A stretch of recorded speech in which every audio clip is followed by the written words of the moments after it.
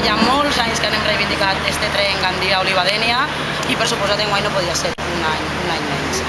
Bé, venc també a denunciar, jo sobretot també com a secretària comarcal del Bloc Jove en aquest moment, que el govern del Partit Popular ha sigut ineficaç, ineficient, inútil a l'hora de gestionar aquest problema. Ara comencen a vendre's que és un problema del govern central, autonòmic, és que van tirant-se cada dia la pilota, no sabem mai de qui serà la culpa, però el que és cert és que quan ells estiguen al govern central, tants anys que van estar no van ser capaços de solucionar aquest problema. I tants anys que porten en aquest moment el govern autonòmic tampoc han sigut capaços. I a més ara tenen la hipocresia i la poca vergonya de fer campanyes de recollida de signatures per demanar un tren que ells mateixos no van ser capaços de gestionar ni d'implantar.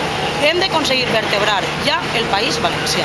No es pot permetre que la Safor amb la Marina, és a dir, que Castelló, València i Alacant, les tres capitals de província del País Valencià, estiguen trencades per culpa de la ineficàcia dels nostres governants. Però crec que ha quedat molt clar. La veritat és que és un problema greu el que no es faça aquest tren, el que les nostres autoritats no tinguin absolutament ningú interès en fer. Bé, esperem que un altre any no tinguem que estar així fent un acte com aquest.